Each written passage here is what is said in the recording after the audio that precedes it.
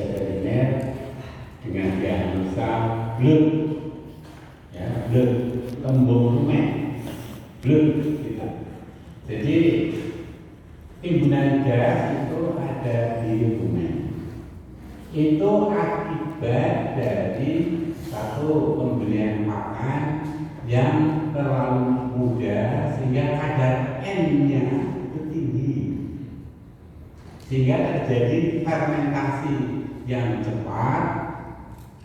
Contohnya oleh bakteri Streptococcus bovis, ya, meningkat dengan cepat sehingga gasnya itu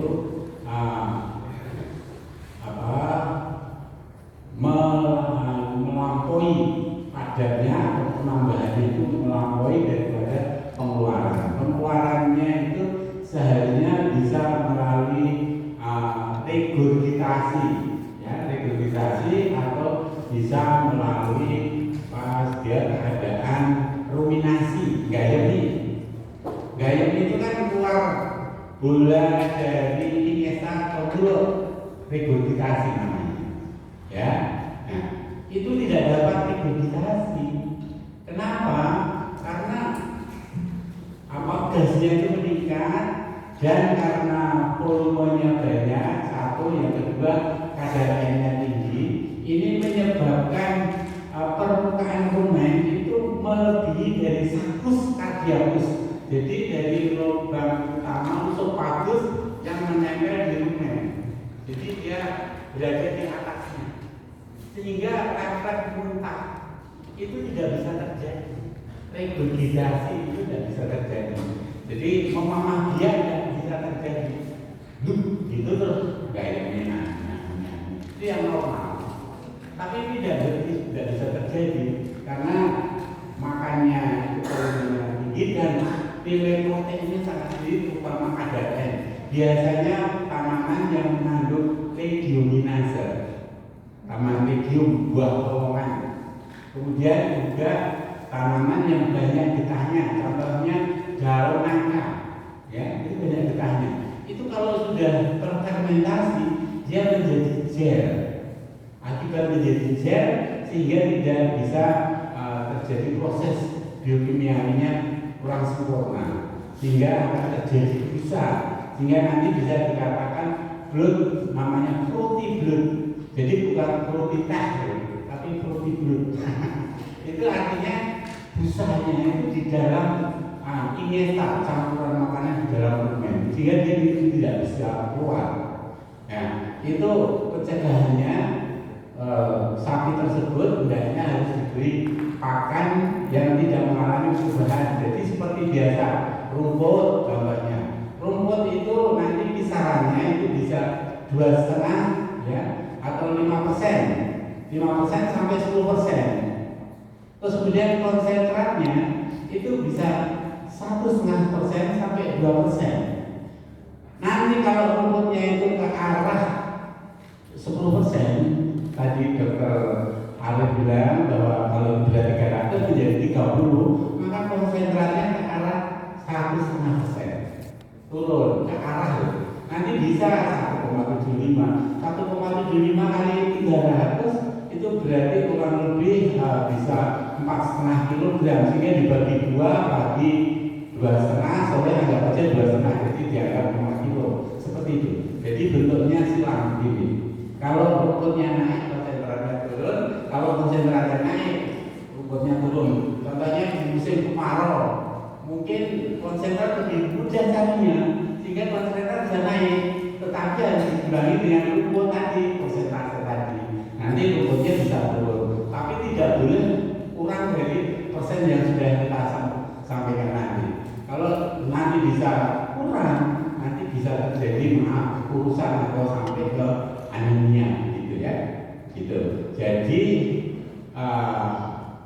untuk blood itu akibat dari penumpukan gas yang melampaui, sehingga tadi dikatakan sapinya disuntik 2 menit kemudian mati. Itu akibat desakan gas di dalam lambung atau rumen itu ke diafragma, sehingga sapi tidak bisa bernafas, tercekik, akhirnya mati. Satu, bahwa flu itu penyakit akut, penyakit yang sangat sakit.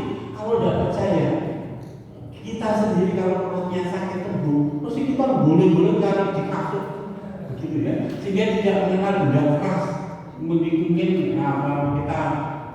kita kepala kita bisa terhantuk di benda keras. Demikian juga sapi, begitu stres, maka dia histamin meningkat. Akibat histamin meningkat, akhirnya sapinya keracunan, kemudian dia tidak bisa bernafas, akhirnya dia kolaps, shock, terus mati. Sehingga dikatakan blood itu atau pembunuhan itu dikatakan penyakit akut. Nah, sekarang pengobatannya menurut medis veteriner, trocar itu dianggap sebagai PPPK. Jadi seorang peternak itu tidaknya di kotak PPPK itu ada trocar, itu dibolehkan. Jadi kalau ada sapi kembung, itu pengobatan yang paling efektif itu adalah trocar. Tapi jangan tiru, trocarnya di sebelah kiri, karena rumennya ada di kiri. Kemudian dicari lego lapar.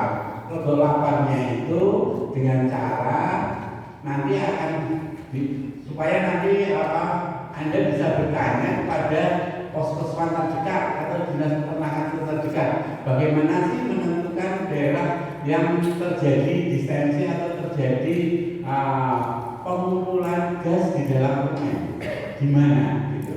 Nah, itu biasanya ada di lego lapar sebelah kiri. Kemudian nanti trocar itu diarahkan ke oleh keranjang yang bersebelahan. Oleh keranjang itu tadi ya pada ini dokter oleh keranjang itu pada persendian karpal metakarpal ya. Karpal metakarpal itu namanya oleh keranjang. Jadi nanti diarahkan ke persendian kaki belakang itu yang berseberangan, jadi agak miring begitu. Kemudian ini trocar yang dimana ini ada lancet, ada stilet. Stilet itu rangkanya, kemudian lancet itu alat penusuknya. Ini ditempelkan pada lego lapar pada sebelah kiri karena kembung, jadi akhirnya lego laparnya cembung. Terus kemudian Anda ambil palu. Tapi sebelumnya ini diolesi yodium titur dulu. Olesi yodium titur itu didesinfektan dulu. Setelah itu Anda ambil palu. Sekali harus masuk trocarnya. Itu masuk gitu. Kemudian lancet diambil. Keluar ya, Pak. Tidak boleh berkali-kali. Kasihan banget. Tidak boleh, ya. Nah, itu setelah itu nanti diberi obat namanya surfaktan. Surfaktan itu penghilang gas, gitu ya. Bisa menggunakan Rantin, bisa menggunakan terbintinai, bisa atau bisa menggunakan minyak aloe atau minyak mineral sebanyak setengah liter dimasukkan begitu, sehingga nanti terkena muka bisa mendesak yang mengalami fermentasi, gasnya bisa keluar gitu ya. Nah, nanti setelah itu dikasih obat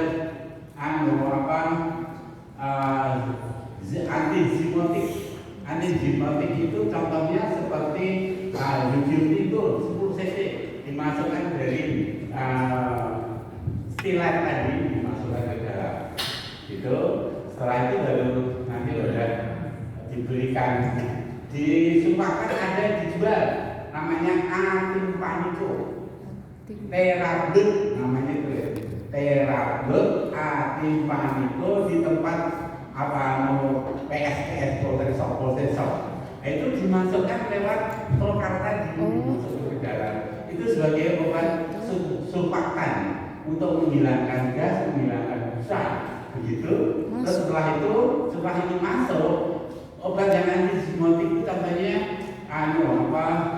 betadin dimasukkan. Tujuannya apa untuk betadin? Obat antizimotik untuk membunuh kuman yang mengalami tadi metabolisme fermentatif tadi, untuk mengurangi supaya gasnya tidak diproduksi lagi, kumannya harus sebagian dimatikan.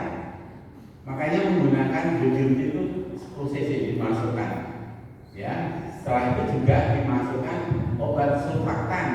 Contohnya obat yang menghilangkan gas tadi, gas besar tadi, meniadakan gas besar. Terus kemudian setelah itu masuk baru stilet, kemudian lansetnya dimasukkan dulu. Lansetnya dimasukkan sampai sempurna, baru dicabut dua-duanya. Jangan hanya yang dicabut hanya stiletnya aja. Kalau yang dicabut dari stiletnya aja, isi dari rumen itu terikut, terus nanti jatuh di logam perut. Kalau juga jatuh di logam perut gimana? Nanti akhirnya menjadi radang isi perut. Gitu. Namanya peritonitis ya. Jadi betul-betul lanset dan stilet itu harus berada di kondisi sempurna, baru dicabut seluruhnya. Gitu. Setelah itu baru diolesi dengan salep. Nanti di Polresep ada namanya salep penisilin. Salep penisilin. Ya, gitu. Tapi kalau jumlahnya banyak yang blood, saudara harus panggil dokter pribadi. Ya, oke, nggak usah. Itu masalahnya itu. Salah satu contoh begini, di padang pembalaan itu di pinggirnya itu ditanami leguminosa atau lele CD, gitu ya, lele CD. Tahu lele CD ya? Kemudian daun leguminosa atau kaliandra, kenal kaliandra? Tahu Pak. Nah, terus kemudian daun turi, kenal?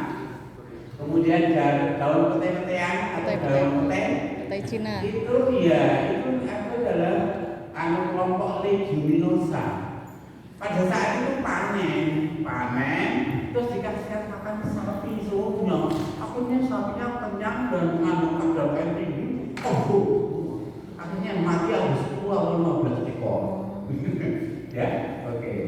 Begitu. Terus pertanyaan yang kedua, yang masalah PMK tadi. oh iya, oke. Jadi masalah PMK kembali seperti tadi.